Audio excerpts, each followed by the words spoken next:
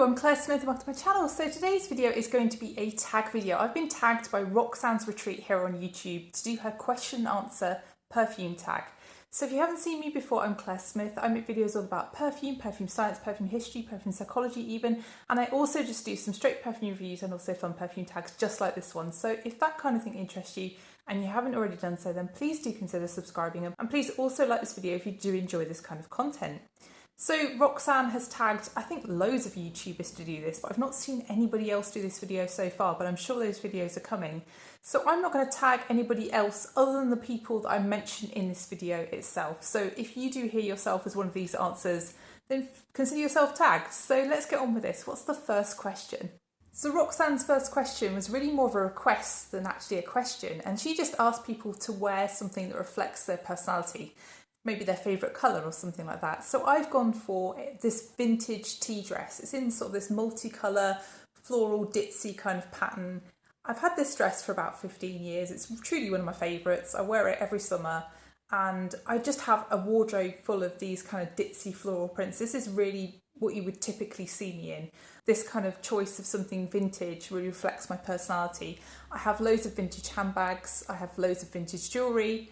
I very rarely buy anything from new if I can help it. Most of my furniture is secondhand in my house, and I just am someone who's quite sustainable, and I take that through even to fragrance. I buy a lot of secondhand fragrance. If I can find something cheaper and secondhand, I will always choose that rather than a brand new bottle. So yeah, that's me in a nutshell, something vintage and very floral. So question 2 is, where are you from? So I think most people can tell that I'm British, and I actually come from England, and I actually originally come from the east of England. So I come from East Anglia, and within East Anglia I come from a little county called Cambridgeshire. So I think most people have heard of Cambridgeshire because of Cambridge University, because of Cambridge. And yeah, I don't come from Cambridge. That's about 30 miles from where I come from. I come from the north of the county. My dad is a farmer, and that region really is famous for its farmland. It's very flat and it's just full of arable farmland. There's hardly any trees there at all. It's very isolated. But yeah, that's where I'm from originally, Cambridgeshire. But I currently live in Yorkshire, which is further up the country. It's more towards the north of England. But yeah, it's not too far up, and I really love Yorkshire. I feel very happy in Yorkshire. So yeah, that's where I'm from, Cambridgeshire.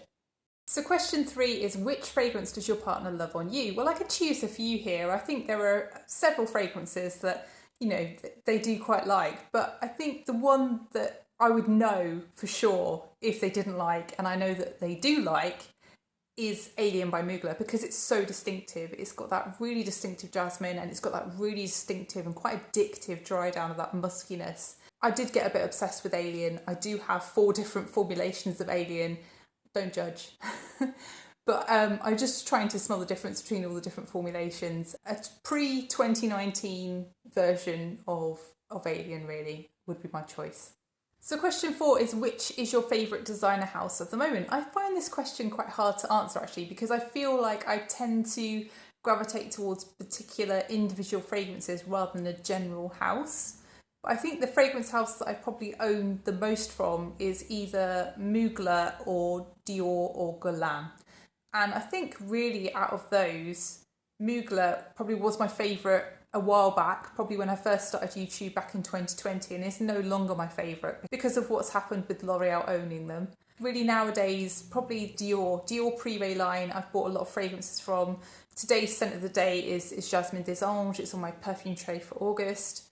So really, I think it's probably Dior right now, but I think if I had more opportunities to try more Guerlain fragrances, so my local Guerlain counter closed a few years back, and I really miss just going to sniff their fragrances. It's just not something I can easily do anymore without actually getting samples or travelling quite a long way.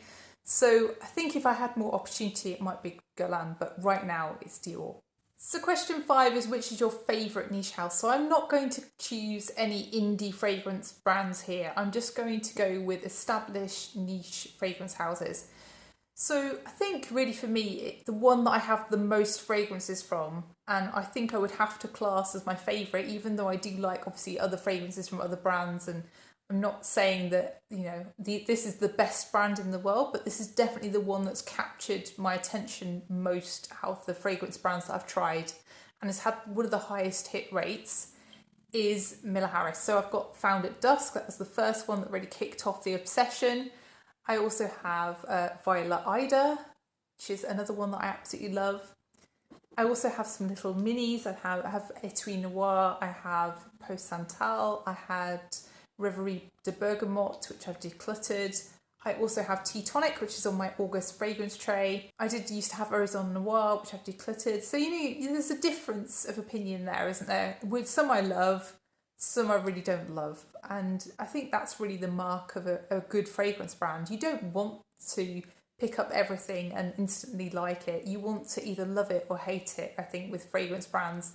And that's really what I get with Miller Harris. I've also sampled a lot of their fragrances, so I think I've pretty much tried all of them now, actually. But I probably know some better than others because I've only tried some of them in store. But yeah, Miller Harris is a fragrance brand that I think is weirdly unhyped and actually reasonably affordable as well. And I just don't see why they don't get more love. So yeah, Miller Harris is the fragrance brand that I would choose. Question 6 is, what is the value of your fragrance wish list? Do you know what? I never actually think about this. I never add this up because if I really want an expensive fragrance, so for example, I really fell in love with Imperial Emerald by Merchant of Venice. A full bottle of that was £288.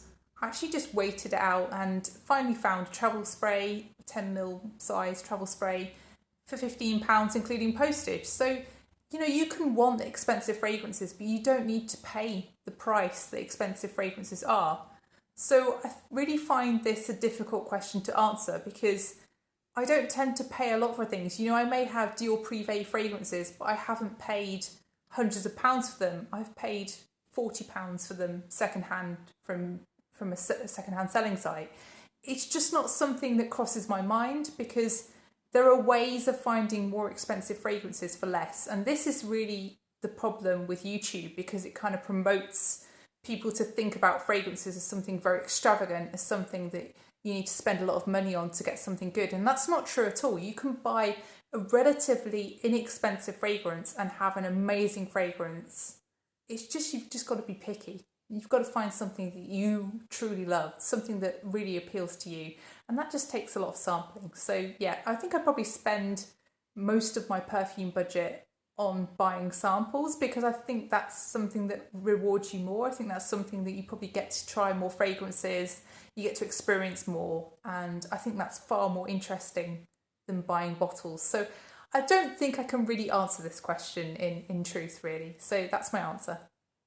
So question 7 is, which fragrance brand would you really like PR from that you do not currently get PR from? So I don't tend to accept much PR. I get offered really some very random things through doing this YouTube channel. I have been offered things like skincare, leather handbags, gold jewellery, various different things. I've been asked to promote Temu. I've been asked to promote subscription services for food, buying food, mail order, that kind of things. Just things that are totally irrelevant to my channel. And I always sort of turn those things down because I just think nobody's interested in that. I'm not particularly interested in that. And if you watch my videos, you might know that I'm also not interested in that. But I do always try to say yes when people offer me fragrances. And that's especially true when people don't ask me to use affiliate links. I really have a bit of a campaign against affiliate links. I really regard those as advertising. And I think that really it's quite a difficult situation when people gift you fragrance anyway, because, there is a pressure there. They will be watching that video. And if you're not truly over the moon with them, it's going to be a difficult thing for them to watch. But truly, if I try 11 fragrances from a brand like Saint Jardin or whatever, I'm not going to be head over heels in love with all of those fragrances, am I? It's just not something that's going to happen. I think the review videos that I put out are very realistic. I don't think that, you're going to love every single brand that you try. And if you watch my Saltworks fragrances video, you will see that I did not love those fragrances. And I just say that at the end of the video. I just say, these aren't for me.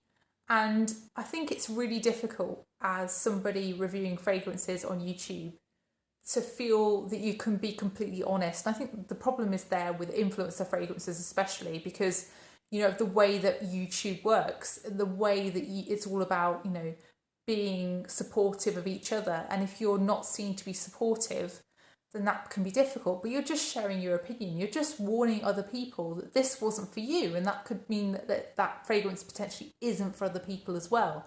It's not that, you know, you're not being supportive, you're just being honest. I think really, I don't want to say which fragrance brands that I would love PR from. I think if you know me, you know the brands that I truly love, and you know the brands that I would buy from anyway. So I really feel like, you know, if I say which brands I would like, that's kind of a fishing expedition in a way, isn't it? That's kind of saying, brands, hey, look at me, you know, I'm really interested and I'll talk about your fragrances, give me free bottles. And I'm just not all about that. So I don't think I really want to say. But, you know, if those brands watch my videos, which they probably don't, they could probably guess. So question 8 is, who is your favourite micro-influencer? So I'm going to class anybody with under 1,500 subscribers as a micro-influencer. So I've got quite a low bar there, but I just think, you know, choosing someone who's got, you know, 5,000, 10,000, 20,000, they're not a micro-influencer in perfume world, are they? I mean, there are people in perfume world who have hundreds of thousands of subscribers. There are people who have, you know, 20,000 subscribers quite regularly in Perfume Youtube. So I don't feel like I want to choose those. I want to choose someone smaller. So I'm going to choose, of course, Scented Snowdrop. So on YouTube, John has, 600 subscribers, a few more than that. But on Instagram, he has over 12,000 people who read his posts regularly. So I feel like, you know, that he is a micro-influencer in a way, but he's not in others. And I would say that he's been a big influence on my channel, and he's been a big influence in my perfume taste and really teaching me a lot about fragrance. And I say this a lot, but I really can't thank John enough for teaching me more and more about fragrance. I would also like to highlight Kate Cara. I really, really love watching her videos. I think me and her have similar, overlapping, but not the same kind of taste. And I absolutely love looking at her collection. She put out a collection video not long ago, and I just thought, wow, I just want all of it. I just want all of your collection, Kate. So yeah, please do go check out Kate Cara. She is woefully unsubscribed, and she needs to be at 1,000 subscribers. I think she was around 900, 950 maybe when I last looked. I can't really remember. But basically, please go and subscribe to Kate, because she's just so nice. She's so responsive to comments, and I would really love to see her get to 1,000 subscribers. So yeah, Kate Cara. I would also really like to highlight Luke Perfumes. I really, really enjoy that channel, and really it's all about vintage fragrances. And vintage fragrances are not something that I'm super into, but I just really enjoy hearing about something different. You don't hear about those kinds of fragrances a lot on YouTube. And, you know, I'm not someone who's going to rush out and buy them, but I just really enjoy hearing the history and seeing those videos. So I would also really like to suggest Luke Perfumes to people. I think they're at around 1.3 thousand-ish. So another channel that I would really like to suggest to people is called Naturally Liz. So Liz is just really chatty in her videos, and I just really enjoy listening to what she's got to say. We don't have very similar taste at all, but I just think that she's just got a way of talking about fragrance that puts it in everyday life, and she's just very down to earth, and I really think that that's appreciated here on YouTube. You know, she's not trying to be somebody she's not or whatever, she's just her, and that's really refreshing. So Naturally Liz as well is somebody I would like to support here. There are actually so many people that I could name as part of this question, so I'm really sorry if I've not named you, but you know, if I watch your videos, there's a reason I watch your videos. It's because I enjoy your videos. So yeah, I could name quite a few here, but I'm just going to name those 4. So question 9 is, who are you most influenced by? And I really feel like my time of being influenced to any great degree to go and blind buy something is really waning nowadays. I think I've just grown up a bit on YouTube, and I've just realised that that's not a good idea.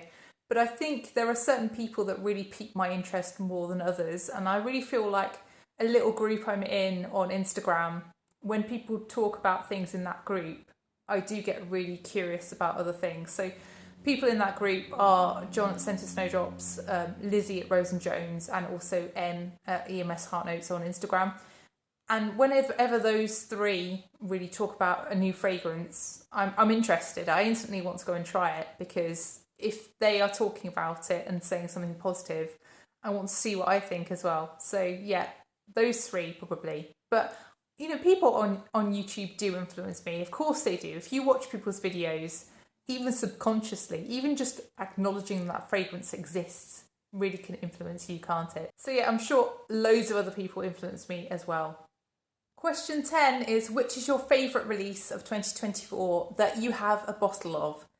I don't have any bottles from 2024, I don't think. I'm not someone who rushes out and buys the latest releases. My channel's really more about me talking about my relationship with fragrance, and also just talking about the issues around fragrance. So I'm not really someone who rushes out and buys new releases, really.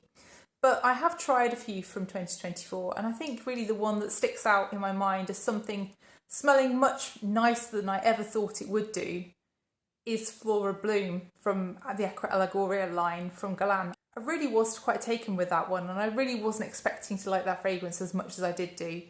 I just went to try it in store, and yeah, it really was like, ooh, I like that. The new fragrances that I'm actually intrigued to try are Angel Phantasm from Mugler. I'm not expecting big things again from that one, but I'm just curious to try it and know what it smells like.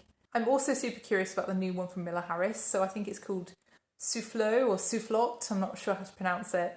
But that one just sounds absolutely delicious from the notes. Really comforting, perhaps, you know, a bit creamy. It's got chestnut. I'm intrigued to try it. So I will be getting a sample of that one at some point. So yeah, the new Miller Harris is probably the one that intrigues me most. But I don't actually own any bottles of new 2024 releases. So question 11 is, what kinds of changes would you like to see in Perfume YouTube and in perfume in general? So I think I'm going to say I'd like to see less generic content on YouTube. Some people are making really diverse content, really interesting videos, things that people really want to watch. But also I think Perfume YouTube itself just drives creators into making very generic content, because it rewards people who make videos that have high view counts. And if you don't make a generic content kind of video, if you don't make something people are searching for, so perfume hauls, perfume declutters, perfume trays, then you aren't going to get those views and you aren't going to get that growth for your channel. So I think that's part of the problem, the fact that the algorithm rewards being generic. Not everybody wants to watch generic. And of course we all make those kinds of videos, but just don't make them all the time, is what I'm saying, really. I think just try and be a little bit different, be a little bit you sometimes. I think from my point of view as well, I'd like to see people being more true to their own tastes. So quite often on YouTube, you will see just sort of rounds of the same fragrances going round and around. And they tend to be the ones that are being given out in PR at the time for the large channels. And I just think that's a bit boring. I'd also just like to see less gendering in fragrance. I think, you know, being told what you should be wearing and what you should be trying is unhelpful. You should just try everything. Make your own mind up. So that's the final question in this tag video. I hope you've enjoyed it. If you have enjoyed it, then please press the like button, and please also consider subscribing if you haven't done already. And please let me know what your answers would be to some of these tag questions. I'd be really interested to know what your thoughts are. So thank you so much for watching, and I'll see you in the next one. Bye.